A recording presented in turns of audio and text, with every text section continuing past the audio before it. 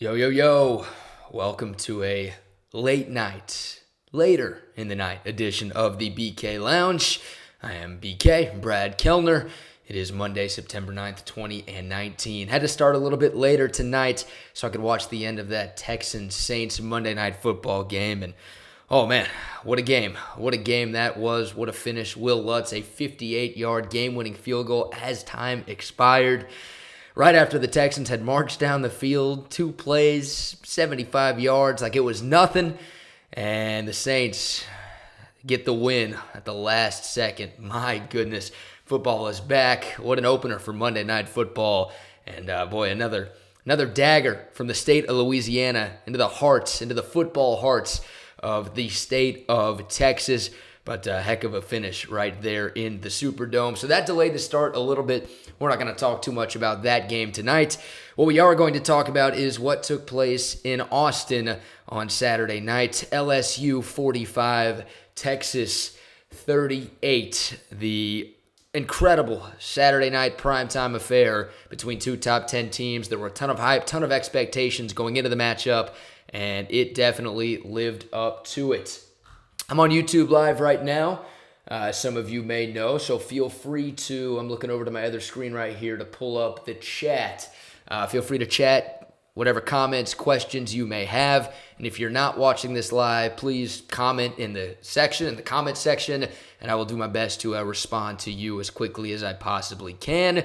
And subscribe to this channel if you want to hear some more Longhorn football conversation. Like this video, share this video if you would be so kind. My man CB has already entered the chat. He's already started watching this video. He asked me if I have air conditioner in my apartment. Yes, we're good. The AC is okay. No cramping in here. That's not going to happen up in here. And boy, AC Gate. I think that's what we're calling it. I'm pretty sure everybody's tired of putting a word before gate and then just going with it. But AC Gate apparently is what it is, with whether or not LSU had working air conditioning in the visitors' locker room on Saturday night. Honestly, they didn't really need it. They won the game 45-38, the final score, and it was a heck of a game. But for Texas, it was a death by air assault. I said this on the post-game show Saturday night with myself and Kevin Dunn on the Horn here in Austin. It felt like Joe Burrow just looked at Texas defense straight in the eye and just stabbed it in the gut, stuck a knife right there, and then just slowly kept twisting it and turning it throughout the course of the game. And then at the 2-minute and 38-second mark in the fourth quarter, Joe Burrow just pulled the knife out when he connected with Justin Jefferson for that 61-yard touchdown strike on 3rd and 17. It was a 6-point game at the time. That made it a 2-possession game, and there was your dagger on Saturday night. What a performance by Joe Burrow and the LSU offense, man. They were getting rave reviews, a ton of optimism all offseason long. They looked great against Georgia Southern in week 1, but it's Georgia Southern, right? Nobody knew quite what to expect and quite how this LSU offense would look against what we thought was a pretty good Texas defense, but LSU delivered, and it starts with their quarterback, Joe Burrow, who at the start of the year, 200-1 odds to win the Heisman Trophy in Vegas. And through 2 weeks, he's at 5-1, and he deserves it. He's got to be one of, if not the front runner right now to win that trophy with the numbers he's put up through 2 weeks and really the way he's played, especially this past Saturday on the national stage. He was phenomenal. He was incredible, and Texas just had no answers. We're going to do this show. I was a journalism major at UT. I got a St. John's basketball shirt on I got from my buddy. Go Johnny's, I guess. I don't really care.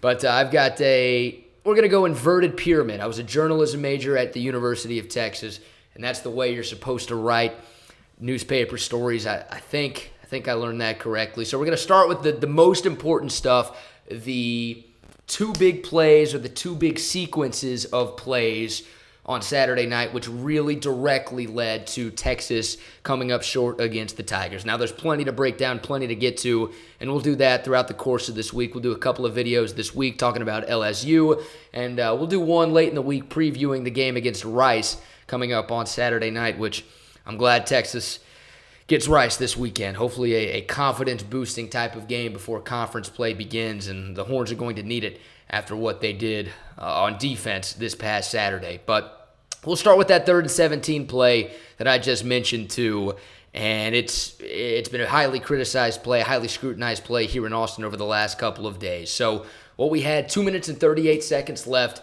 LSU leading 37-31, just to set the scene a little bit. It was 3rd down and 17. The Tigers had the ball at their own 39-yard line. So the line to gain was the Texas 44. My math is good right there. So they had to get to the Texas 44. And on that play, Texas had just taken a timeout. Right, they had sacked Joe Burrow on 2nd down to bring up that 3rd and 17. They took a timeout to stop the clock, and also it's a big defensive play. Come up with something, see what we've got here for this 3rd and long situation. And the play call out of the timeout was to bring the house. Texas brought 6 initially, and they had, I think it was Joseph Osai, who was kind of spying Joe Burrow, but he basically came on a delayed blitz after it was clear that Joe Burrow was going to stand in the pocket a little bit and throw the ball down the field. So Texas pretty much brought 7 on that play, and they played man-to-man coverage against the 4 LSU receivers. And Justin Jefferson beat Caden Stearns on a deep seam route and broke a tackle, and he was off to the races. So the big question there, why do you bring pressure? I don't really have an answer. It was a really bad decision by Todd Orlando. And look, my biggest takeaway from that play, or maybe the biggest thing I noticed from watching the game in person on Saturday, sorry for the voice, by the way, I'm still trying to recover from what was an incredible atmosphere at DKR on Saturday night. Man, that was a lot of fun. But and from rewatching this play a few times, so the line to gain was the Texas 44-yard line. When the ball was snapped, the Longhorns didn't have a single player past midfield. They didn't have anybody close to the 1st down marker. Nobody within 7 yards on the Texas defense was within 7 yards of the line to gain, if that makes sense, of the 1st down line, the Texas 44.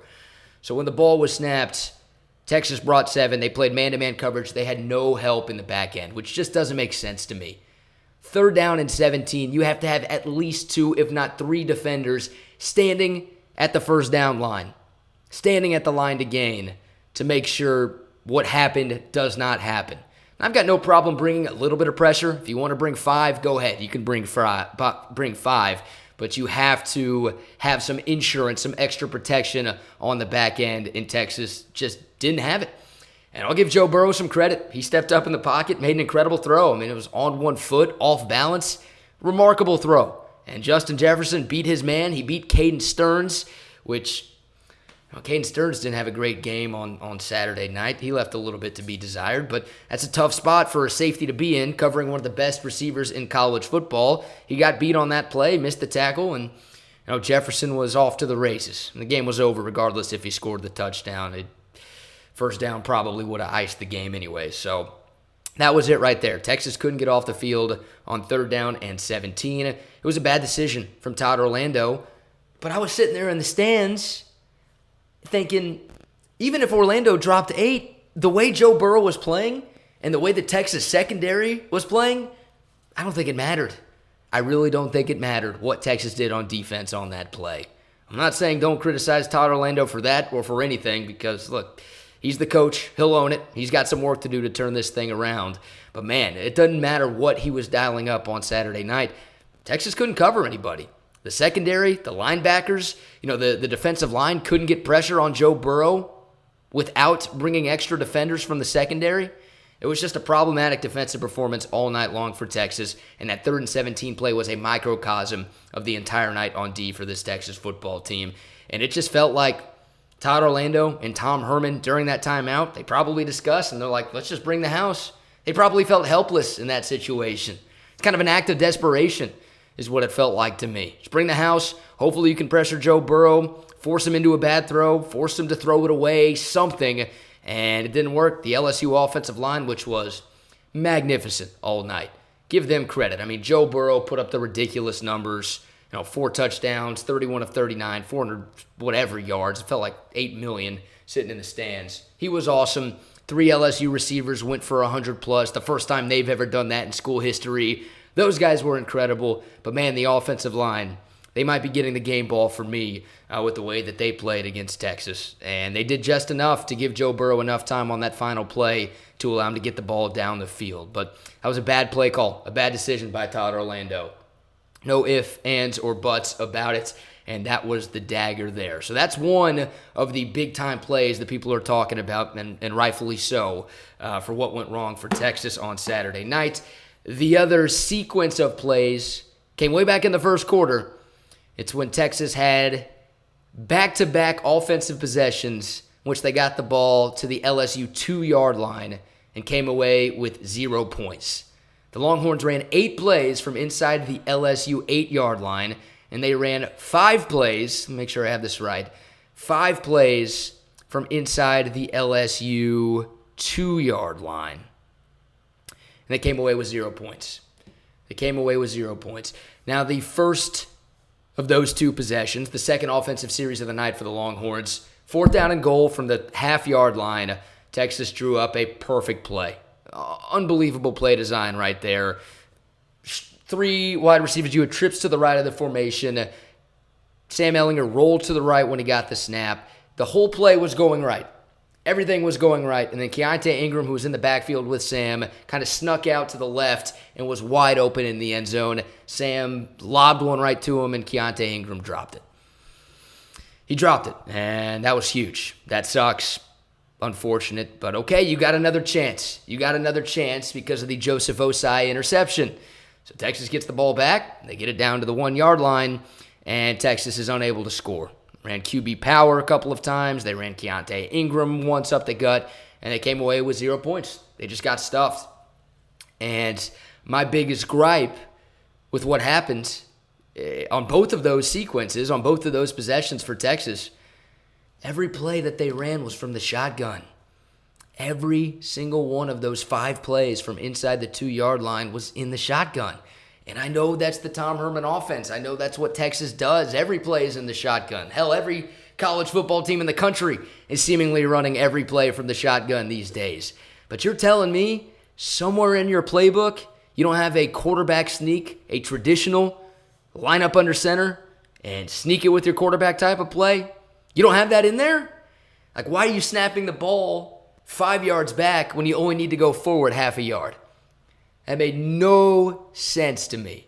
And I know that play, that quarterback power play, the delayed quarterback draw play has worked a lot for Texas over the past couple of years. There's no denying that. But come on, man. Just try a quarterback sneak. It is the most successful short yardage play in all of football. It's not an opinion, that is facts. There's stats behind that. It is the most successful short yardage play in football to line up under center and just sneak it with your quarterback. And you've got a big, burly dude in Sam Ehlinger who you know can pick up half a yard. You know he's capable of doing that. We've seen it time and time again. And for some reason, Texas didn't try that one time on any of those 5 plays from inside the 2-yard line. Football gods don't give you second chances very often.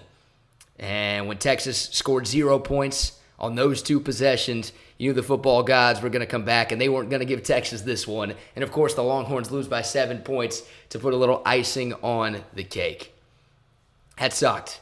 That absolutely sucked. The play calling there was problematic. They tried one of those Tebow jump pass type of plays. That didn't work. Let me pull up the play-by-play to make sure I'm giving you the exact breakdown of that sequence right there. But it's just frustrating. It's just incredibly frustrating that you don't have. And it's funny because I talked to a couple of insiders after the game, and apparently Texas does practice a traditional quarterback sneak. They've got that in their playbook. They've worked on that this summer. And I just don't understand why you don't call it in that situation. You've got 5 plays from inside the 2-yard line. Try it once. Try it once, at least. So here we go. Let me make sure I have this. So the first series, the first of those 2 series, the Longhorns got to 3rd and goal from the 2. They tried that sort of Tebow jump pass type play. They faked the quarterback power to the right. They only had 1 receiver going down the field. LSU sniffed it out perfectly. Sam had to throw it away. And then the 4th down play, once again, was the drop pass by Keontae Ingram, which, man, I don't know what's up with that dude. I don't know if he's not 100% health-wise or if he is just in his own head, but he was expected to be a huge contributor to this Texas offense this year, and he hasn't done a whole lot. And he really disappeared on Saturday, especially after that drop touchdown. It just stuck in his head. Tom Herman talked about that during his game week press conference. He said he's got to find a way to not let those type of mistakes hold him down. And Tom Herman said he had bad body language on Saturday after that play. And that was obvious to everybody watching, whether you were sitting in the stands or on TV. So the second of those two series, you've got Texas got the ball at the 4, or 2-yard run, a quarterback power that didn't work, a Keontae Ingram run for no gain, and then Sam Ehlinger keeper loss of 2, turnover on downs right there. So that was huge for Texas. And the Longhorns offense, as great as they were in the second half, they were below average in the first half. I mean, they only scored 7 points, and those points came because Christian Fulton, the stud LSU cornerback, slipped and fell when covering Brennan Eagles. And Eagles was able to make a catch on a deep ball down the right side and turn it into a touchdown. I mean, if Fulton doesn't fall right there, maybe Texas gets shut out in the first half. I'm not going to be too critical of the Longhorn offense because they turned it around in the second half. They were incredible. They scored every single time they got the football in the second half. Just the defense couldn't get off the field. But for the Longhorns, that first half was a struggle. Once again, microcosm for the defense, 3rd and 17. And those back-to-back offensive series, very, very frustrating for the Longhorns to come away with nothing there. Tough to get away with that against a team as good as LSU. And man, when you look at the stats from this game, it's unbelievable to think that Texas lost, right? The Longhorns, 530 total yards of offense, 0 turnovers. They converted on more than 50% of their third downs. They won the time of possession battle by nearly 8 minutes. Now, only 6 penalties. They weren't really shooting themselves in the foot too much on offense. They put up 38 points against one of the best defenses in the country. And everybody talked about this being maybe the best defense Dave Aranda has ever had. Texas was incredible on offense. All of those numbers, 99 times out of 100, they're going to result in a win. And they didn't on Saturday because Texas couldn't get off the field on defense. There was a sequence in the second half of this football game. It was really the entire second half, right? LSU got the ball first. They were up 20-7 at halftime. They went 3 and out on the first drive. And then the next 9 possessions for both teams resulted in scores.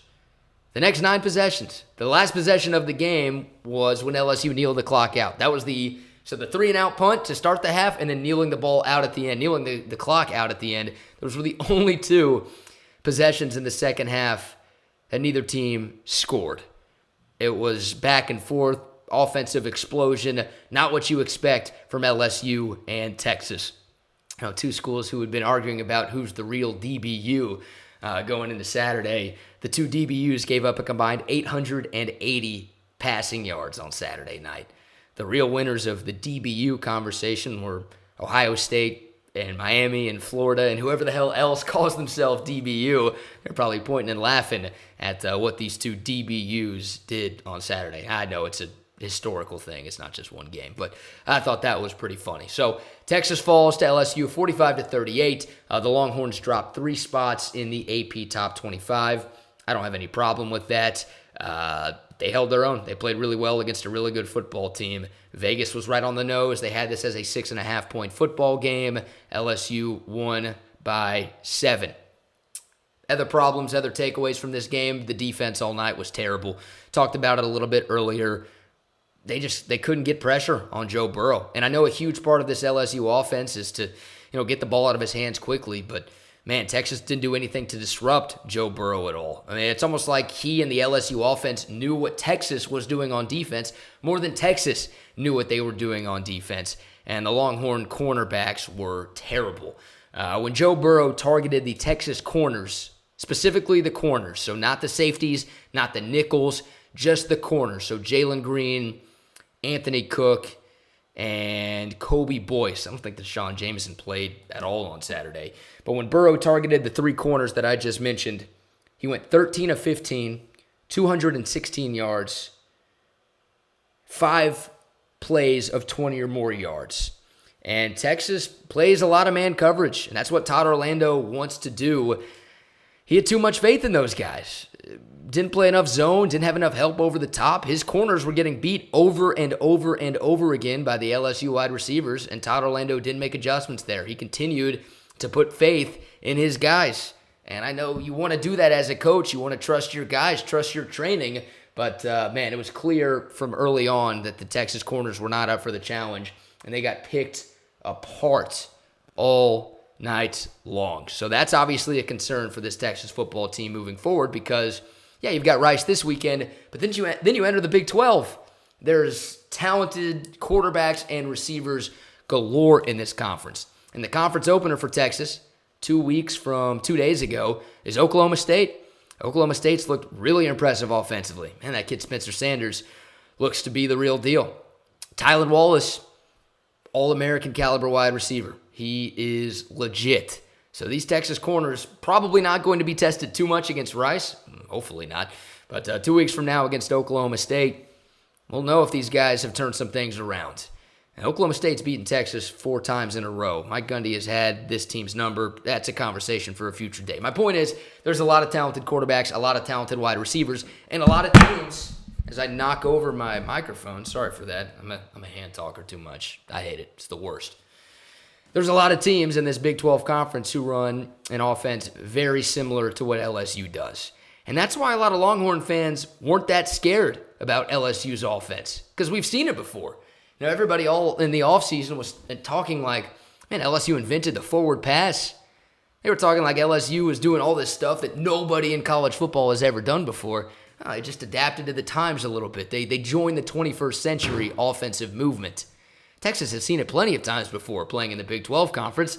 That's why a lot of people were confident that the Longhorns defense could get it done, or at least do better than what they did on Saturday. And that wasn't the case. Once again, credit LSU, credit Joe Burrow, man. My goodness, he was phenomenal on Saturday night. But expected a little bit more from Texas on defense. Now, I did pick LSU to win the football game. I had him winning by 10. My score was 27-17. I whiffed on the over-under department there.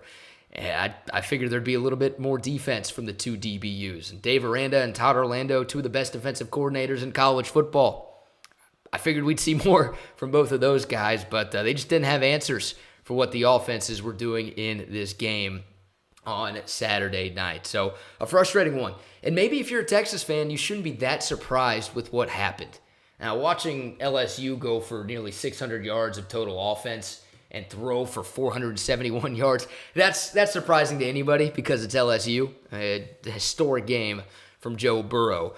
But the fact that, and we talked about this in the offseason on the radio, on the horn here in Austin, Texas has 8 new starters on the defensive side of the football.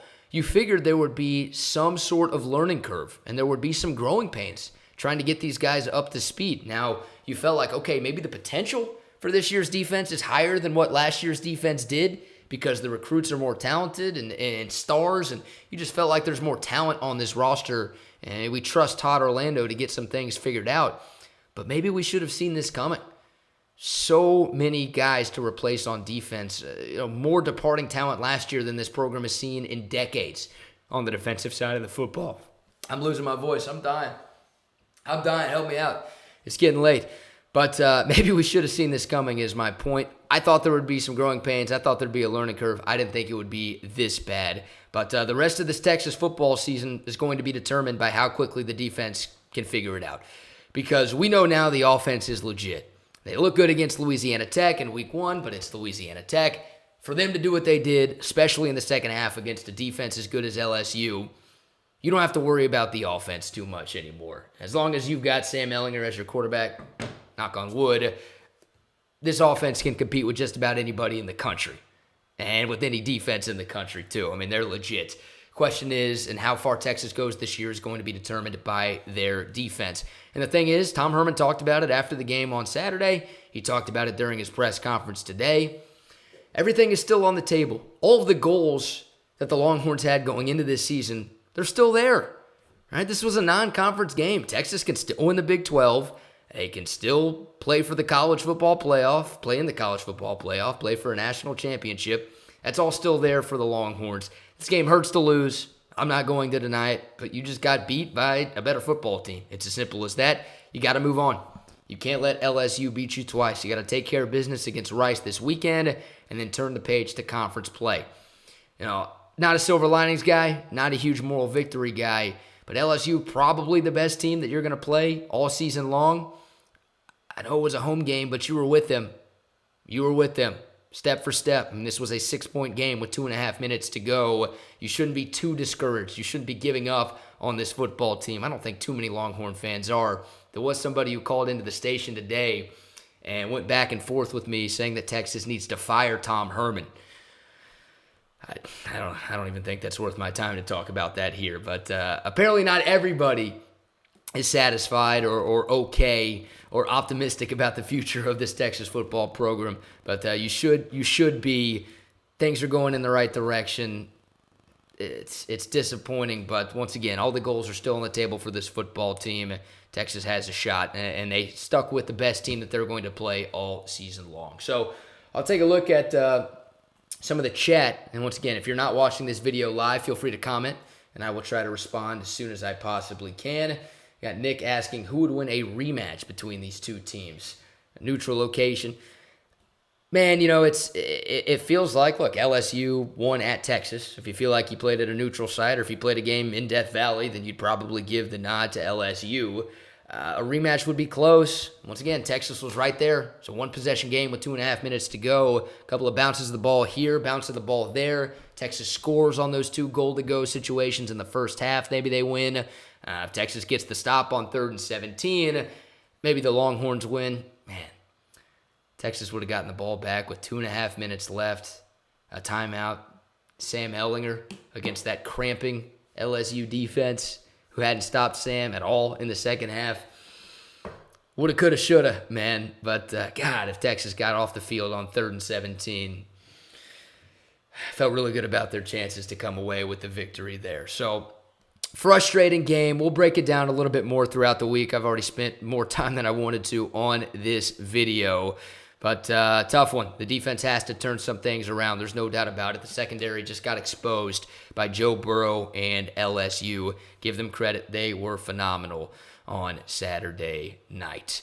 All right, that's going to do it for this video. Appreciate y'all watching. I'm going to go watch the Antonio Brownless Raiders right now take on Denver in Monday Night Football Part 2. Hopefully it comes close to what we saw between the Texans and Saints tonight. But devastating one, a crushing one for Texas on Saturday. LSU comes into Austin and walks out with a 45-38 victory. The Longhorns drop to number 12 in the AP Top 25 poll. We'll do a couple more of these videos this week, breaking this game down a little bit further and talking about what Texas needs to do moving forward to right this ship. All right, thank y'all so much for watching. Once again, please like this video, share it if you can, and subscribe to this channel. More Texas football conversation coming all year long. We'll just talk a lot of Longhorn sports throughout the year. Follow me on Twitter at Brad Kellner. You see it in the top right. Yes, top right portion of your screen. I hope it's top right, not top left. And, yeah, listen to the show. 11 to 1, midday with Trey and BK here in Austin, Texas, or hornfm.com if you are not in the listening area. So thank you all for watching. Have a great night. Until then, hook 'em.